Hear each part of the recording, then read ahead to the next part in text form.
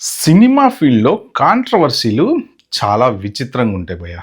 జనరల్‌గా ఒక hero fans ఇంకో హీరోతో ఈ మధ్యన చూస్తారు కదా! ఫ్యాన్ వారు 'పవన్ కళ్యాణ్' వర్సెస్ తర్వాత 'అల్లు అర్జున్' వర్సెస్ 'జూనియర్ ఎన్టీఆర్' ఇలా ఒక్క ఫ్యాను రీసెంట్‌గా నంది అవార్డ్స్ ఏదో నేషనల్ అవార్డ్స్ గురించి ఒక కాంట్రోవర్సీ వస్తే ఆ ఫ్యాన్స్, ఈ ఫ్యాన్స్ గురించి ఇలా వేరే వాళ్ళ అభిమానులు ఇంకొక హీరో గురించి కాంట్రోవర్సీ చేయడము, వాళ్ళని ఎక్స్‌పోస్ట్‌లు ఇప్పుడు కొత్తగొచ్చింది కదా! ఇదివరకేంటంటే మామూలుగా ఎక్కడో అక్కడ మైకులతో మాట్లాడుకునేవాళ్ళు. ఇప్పుడు ఎక్స్‌పోస్ట్‌లో ఒకళ్ళనొకళ్ళు మెన్షన్ చేసుకోవడం, ఇన్‌స్టాగ్రామ్‌లో పోస్టులు పెట్టుకోవటము.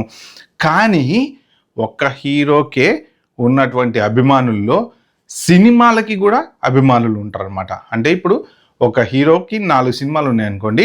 ఈ సినిమా అభిమానులు ఆ సినిమాని తిడతారు. ఆ సినిమా అభిమానులు ఈ సినిమాని తిడతారు. కానీ మళ్ళీ అన్నిట్లో హీరో ఒకడే.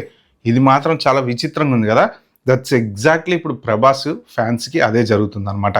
'సలార్' ఫ్యాన్స్ వచ్చి 'ఫౌజీ' ఫ్యాన్స్‌ని తిడతారు. 'ఫౌజీ' ఫ్యాన్స్ వచ్చి 'కల్కి' ఫ్యాన్స్‌ని తిడతారు. 'కల్కి' సినిమాని తిడతారు.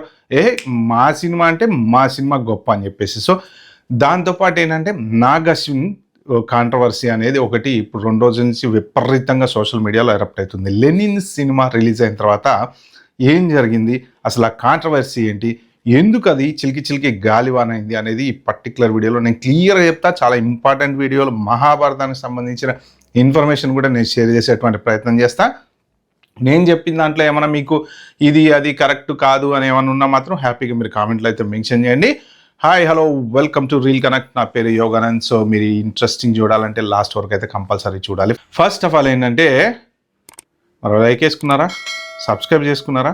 ప్లీజ్ చేసుకోండి. మనకి మంచి మంచి వీడియోలు ఖతర్నాక్ వీడియోలు వస్తాయి మన దగ్గర నుంచి. ఓకే రైటింగ్ మన టాపిక్లోకి వెళ్ళిపోదాం. మరి లేట్ చేద్దాం. ఓకే, ఫస్ట్ ఆఫ్ ఆల్ ఏంటంటే ఒక పెద్ద కాంట్రవర్సీ అనేది స్టార్ట్ అయింది. ఎక్కడ స్టార్ట్ అయింది అంటే 'లెనిన్' సినిమా రిలీజ్ అయిన తర్వాత ఒక ఎక్స్ పోస్ట్ నేను ఇక్కడ చూపిస్తాను మీకు. ఆ ఎక్స్ పోస్ట్‌లో ఆ 'లెనిన్‌కి' సంబంధించిన ఫోటో ఒకటి పెడేసేసి ఓకే, సినిమాలో కర్ణుడిని అంటే ఇలా చూపించాలి, కానీ 'కల్కి 2898AD'లో మీరు హీరోలాగా చూపించారు అన్న ఒక చిన్న ఎక్స్‌పోస్ట్. మంట పెట్టడానికి అగ్గిపెట్టె మొత్తం అవసరం లేదు కదా! ఒక్క చిన్న అగ్గిపుల్ల చాలంటారు చూసారా? అలాగే ఇప్పుడు ఆ ఒక చిన్న ఎక్స్‌పోస్ట్ కాస్త రివర్స్ అయ్యి ఇప్పుడు సోషల్ మీడియాలో ఒక పెద్ద చర్చకు దారితీసింది.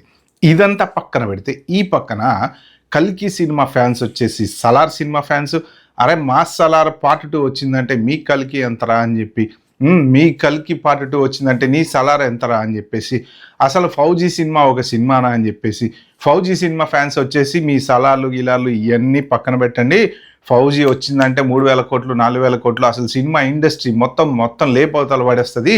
తెలుగు సినిమా కంటే ఒక సపరేట్ ఇండస్ట్రీ పెట్టాలి, ఓన్లీ ప్రభాస్ కోసమే, ప్రభాస్ ఇండస్ట్రీ అని పెడితే బెటరు అని చెప్పి వాళ్ళల్లో వాళ్ళే ఆ అభిమానులే సినిమాల పేరు మీద డివైడ్ అయిపోయి కొట్టుకుంటున్నారన్నమాట.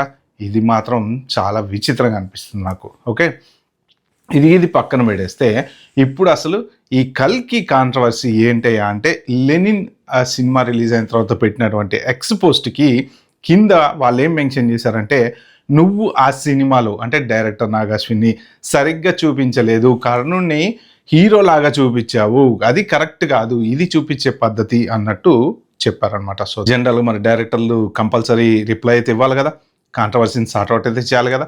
ఆయన ఏం చెప్పారంటే, అయ్యా అభిమానులారా మీరు వెయిట్ చేయండి, ఇది పార్ట్ 1 మాత్రమే, మీరు ఇంకా పార్ట్ 2 చూడలేదు.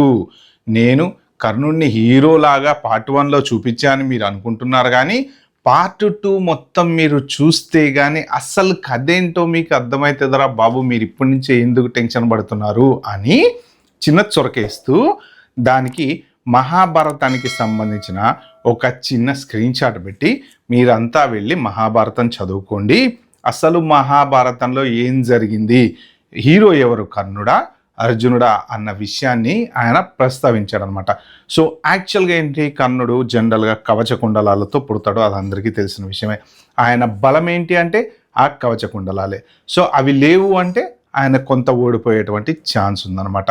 సో మనం టీవీలో చూసేటప్పుడు కూడా మహాభారతం ఇలా తీస్తున్నప్పుడు అంతా రక్తం గిక్తం అంతా అంటే పుట్టడమే అలా కవచ కుండలాలతో పుడతాడు కాబట్టి అది ఆయన బలం. దాంతోపాటు ఏంటంటే ఇంద్రుడిచ్చినటువంటి ఒక దివ్య శక్తి ఆయన దగ్గర ఉంటుందన్నమాట.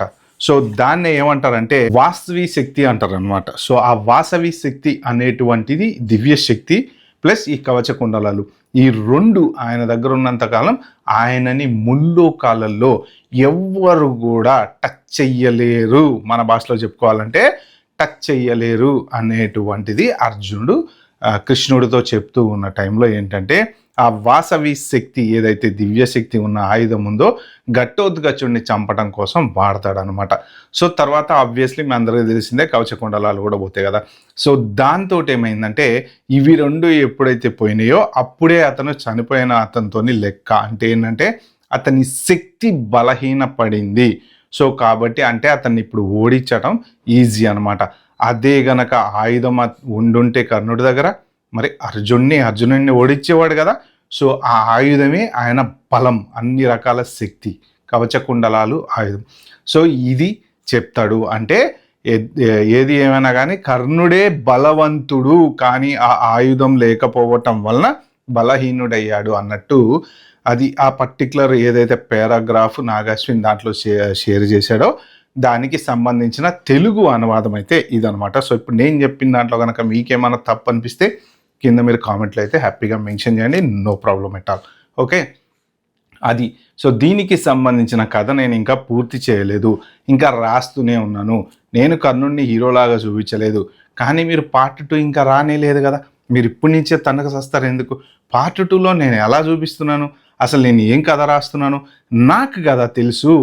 I know what I am doing. అంటే జనరల్గా ఒక పెద్ద డైరెక్టర్లు ఏంటంటే, ఇప్పుడు ఇవన్నీ పురాణాలకు సంబంధించినటువంటి కథలు, రామాయణం కానీ మహాభారతం కానీ భాగవతం కానీ. సో మొన్న చూశారు కదా ఈ మురుగన్ తమిళ వాళ్ళ దేవుడు అనేసి, సుబ్రహ్మణ్యేశ్వర స్వామి తెలుగు పేరు అనేసి ఇప్పుడు జూనియర్ ఎన్టీఆర్ త్రివిక్రమ్ సినిమా ఎంత కాంట్రవర్సీ అయిందంటే ఒక రేంజ్కి వెళ్ళిపోయింది. సో అలాగా ఇలాంటి వాటిల్లో ఏంటంటే కొన్ని వాస్తవాలు కొన్ని పుస్తకాలలో కొంచెం తేడాగా కూడా ఉంటూ ఉంటాయి అన్నమాట.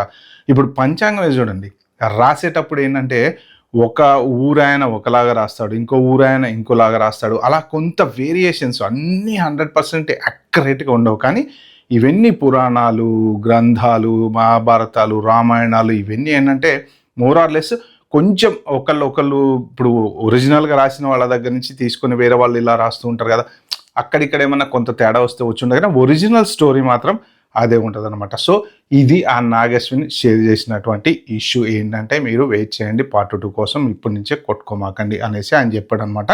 కానీ ఏంటంటే సోషల్ మీడియా పెరిగిపోయిన తర్వాత ఎలా అయిపోయిందంటే చిన్న మాటకి అసలు ఒక 2-3 రోజులు విపరీతంగా సోషల్ మీడియాలో యుద్ధాలు జరుగుతాయి అనమాట. ఆల్మోస్ట్ ఇలా బాణాలు డిష్యూ అని వేస్తే అవి ఎక్కడ పోయి గుచ్చుకుంటాయో తెలియదులే, కానీ ఇది మాత్రం స్ట్రైట్కి వెళ్ళి గుచ్చుకుంటుంది.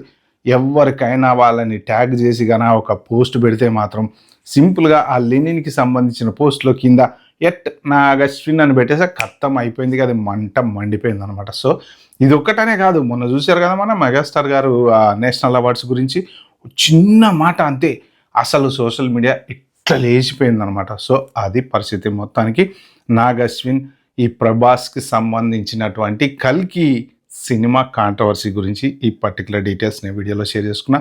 ఇది కనుక మీకు నచ్చితే మాత్రం ఇలాంటి మంచి ఇన్ఫర్మేషన్లు నా ఛానల్లో మీరు చూడాలంటే ప్లీజ్ లైక్ చేయండి, షేర్ చేయండి, సబ్స్క్రైబ్ చేసుకోండి. థ్యాంక్ యూ, బాబాయ్, హ్యావ్ అ గుడ్ డే.